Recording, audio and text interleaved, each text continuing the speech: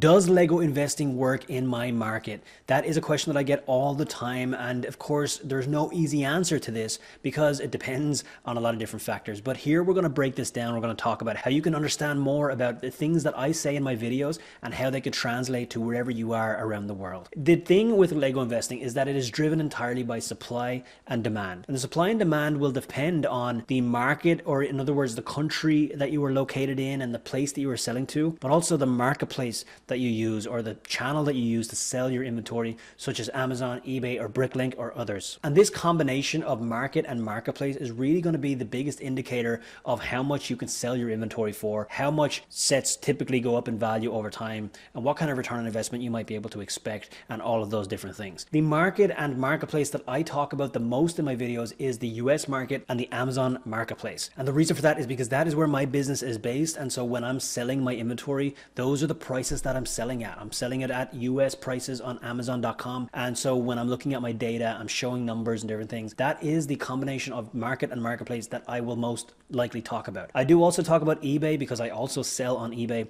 and I do comparisons between eBay prices and Amazon prices and different things. By the way, in the last 2 years or so, we've seen eBay become pretty strong in comparison, but we still do see a bit of a better price on Amazon typically because it is a higher demand platform, and also you can have slightly lower supply in some cases as well. So it is important to know that that's where I'm coming from in my videos, and so the numbers that I'm showing may not directly map to where you are and what you are seeing. So for example, if you are selling in Germany on Bricklink, it will be quite different to what I'm seeing in the US on Amazon, because I'm talking about a bigger market. I'm also talking about a marketplace that has much higher demand, because Bricklink is more of a smaller niche, more sophisticated audience of Lego fans, and Amazon just has a wider population of buyers on it. And so we're going to see different things. And then the demand is going to be influenced by the demand of the market and the marketplace. And so that's going to be different based on whether the population of that market love Lego as much, what are some of the other competitor toy brands that people might be buying instead.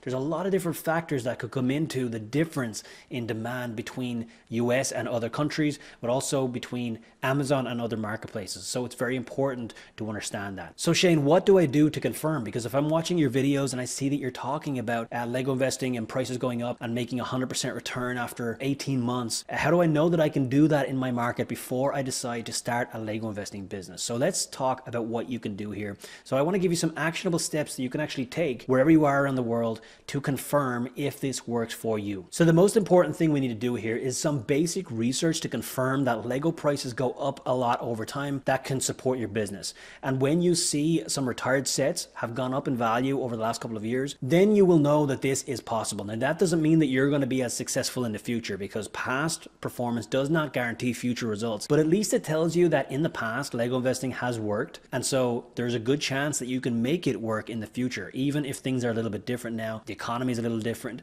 There's a lot of different things that could be different, but at least it means that it has worked in the past and you have a pretty good shot of making it work in the future, as long as you learn how to pick the right sets and get them at the right prices. So step one of confirming that prices in your market have gone up over time is to look at a list of sets that have already retired a couple of years ago. I like to go back 2 years and maybe 3 years and look at 2 different years of retired sets. So the way to do this, for example, you could open brickset.com. Brickset is a database of Lego sets. It's a great website. You can go learn about a lot of different Lego sets. It has the piece counts, the number of minifigures, lists of sets and different things. It also has the date that sets retired, and so that is useful for us. So if you go to brickset.com and you go to browse and then click on sets right here, you can then input a theme right here. So if we just pick a theme, we can scroll down the list here and we can pick a theme, and let's just do Speed Champions as our example here. So if we go to Speed Champions, now it's going to open up a list of Speed Champion sets right here, and you can scroll down endlessly through all these Speed Champion sets. But at the top right here, we can also put other filters. So instead of just scrolling endlessly, we can actually choose a year that will help us to get quicker here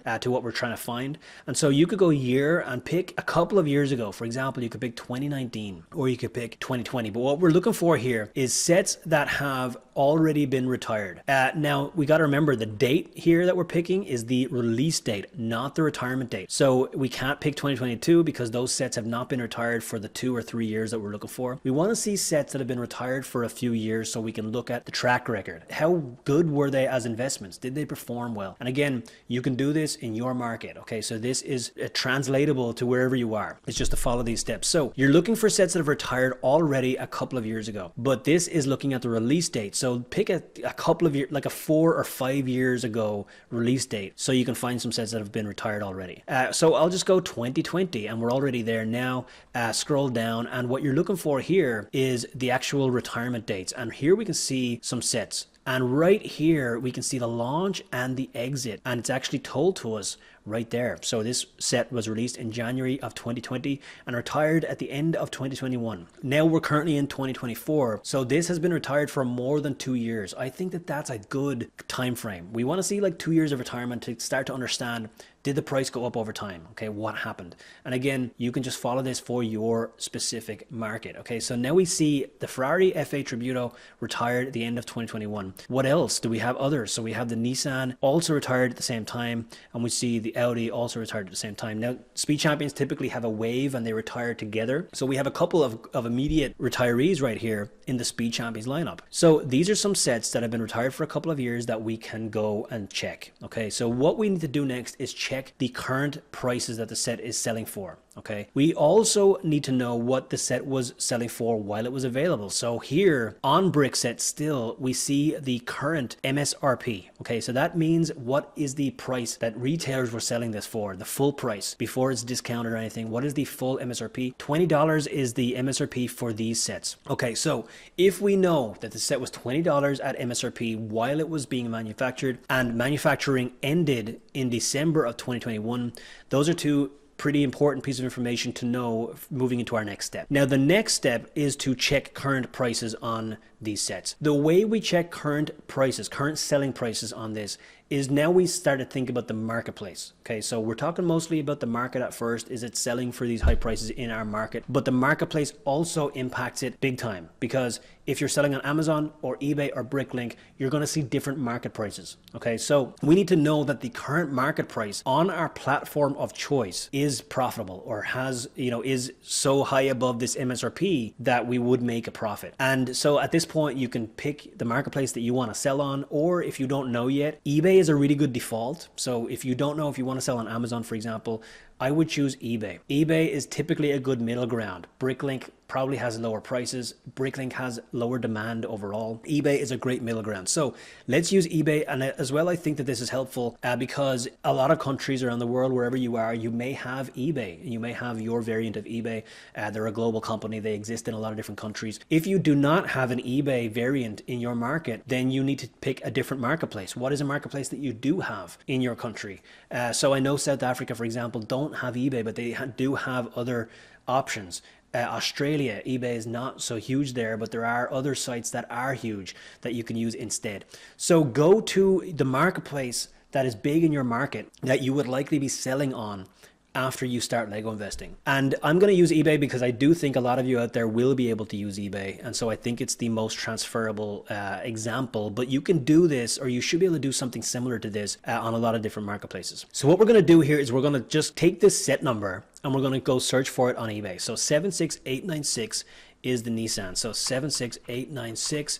And we're going to search for that set number. You can also add the word Lego to make sure you're going to get what you're looking for. So we're looking for this specific Lego set. Okay, so now when you have the results on eBay, the problem with these results here is that these are listings. These are not sales. People can list stuff for whatever price they choose. So just because they listed for $80, it doesn't mean it's really selling for $80. So we can't really just look at listing prices. We need to look at sale prices. The way we can do that is by filtering our eBay search results here to look at sold items only. Okay, now before we do that, I'd actually like to also change this filter to new condition only, because we don't want to use condition stuff. If you're getting into Lego investing, most likely you want to sell new condition sealed Lego sets. That is where the value is. And so we will change this filter to new condition only. Then on the left side right here, we will scroll all the way down, and down even further here, we will see the option sold items. If you check that box, Now your results will only show you actual sold items, and this means that people are actually paying this amount for these Lego sets. This is the market price. The market price is what are recent sales. That is how we know what the market price is. What are people actually paying for this set? What are sellers actually selling the inventory for? And that is the market price. So here on eBay, and again, I am in the US here. This is ebay.com in the US, but the reason I'm showing you this is because you can do it in your version of eBay. Whether you're ebay.co.uk or ebay.fr or ebay.ie, you should be able to do these same steps.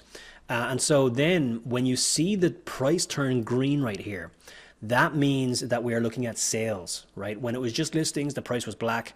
When these are actual sales, the price turns green and it tells us this actually sold for this price. So we can't just take the first one here because this could have been a lowball sale. We need an average, but we don't need to get really too complicated. We don't need to actually go and calculate an average.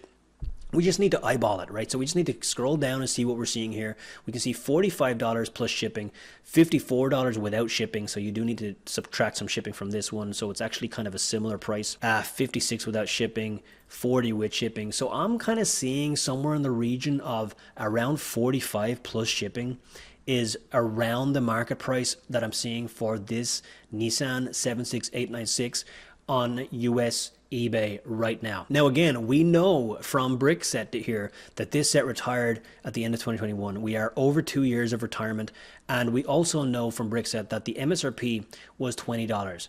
And now we can see that the current market price is in the region of 45 plus shipping, so you can forget about the shipping and just say 45.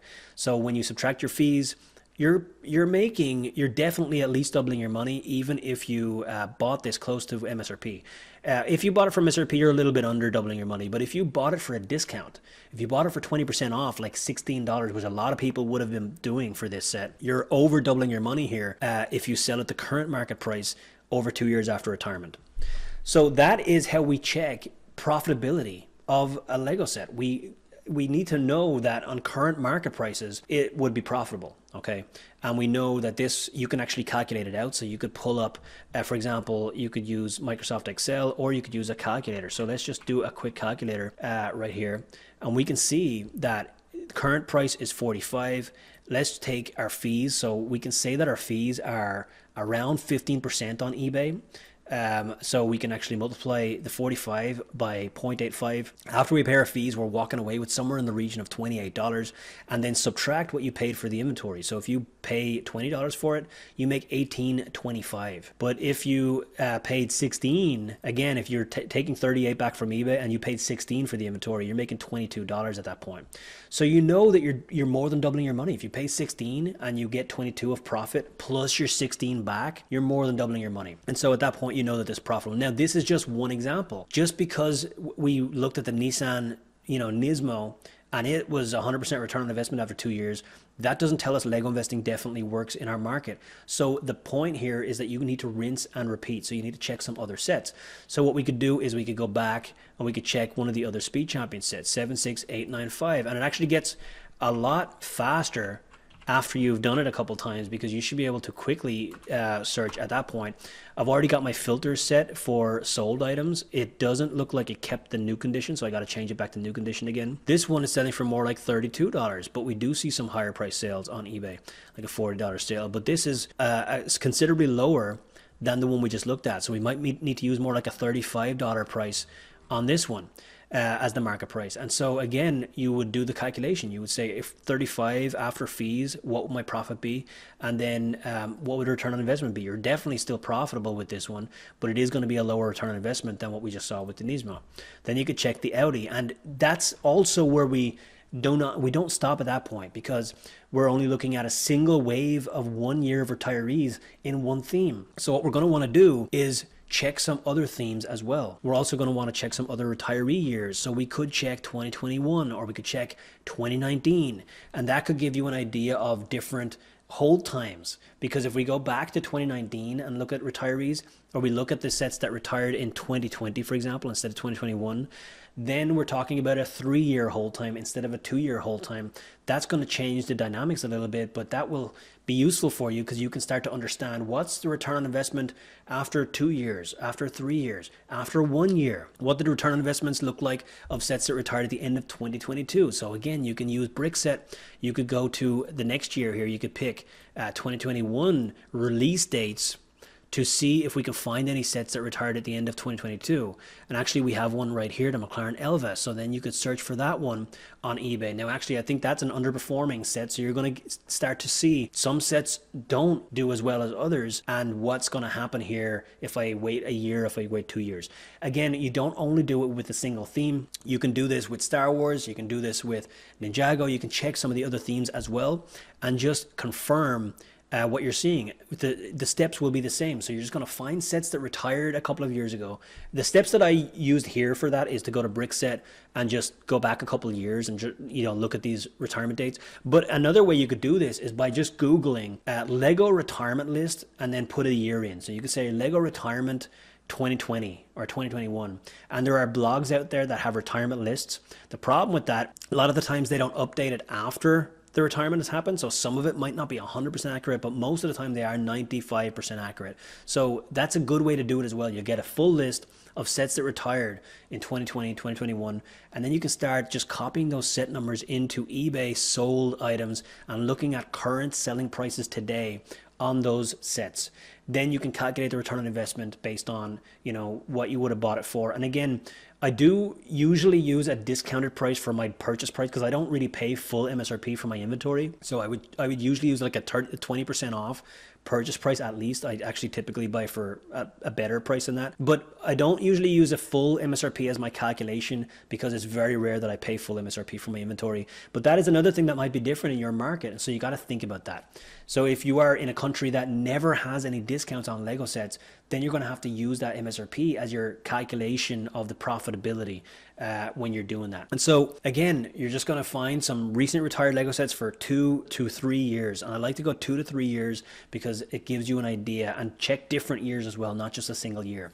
You're going to check a couple of different themes, and you're going to go to eBay and follow these steps to check recent sales on a handful of those sets in different themes, different price points from different retirement years. That's going to give you a really, really good understanding of what typically is happening in your market and with your marketplace with retired Lego sets. Are they going up in price the same as what I'm showing in my videos in the US on Amazon? That may not be the case, but are you seeing 50% return on a lot of sets, and that's more than enough to build a great business on? Then that may be what you find. And so doing this exercise will definitely let you to see, or help you to see what is possible in your market. And if you don't have eBay, then just pick the marketplace that's most prominent in your market and see if you can see recent sales there and try to kind of work around it. But a lot of different marketplaces, you should be able to see this on. On Bricklink, you can also see recent sale prices. You can see an average of the last 6 months. So you could use Bricklink, but again, Bricklink typically has a slightly lower selling price because it is a very niche website with lower demand. Got to just factor that in. I prefer to use more broad marketplaces when I'm selling my Lego inventory. That is not just a niche site. And so therefore you can tap into a larger audience, and the prices will typically be a little bit higher. So I hope that this is helpful. And again, if you're not sure if Lego investing works in your market, follow these steps, do a little bit of research. I won't be able to make videos for every market out there. So I need to continue to make my videos based on the market that I run my business in, which is the US, and typically where I sell my stuff, which is Amazon. But by following these steps, you'll be able to confirm what is possible in your market, what is possible on your marketplace, and do prices go up at a similar rate? Is Lego investing a feasible business venture for you? Is it incredible like it is here for me? And I hope you find that that is the case. And I hope you found this video useful. And if you did, please make sure to hit that like button while you're down there.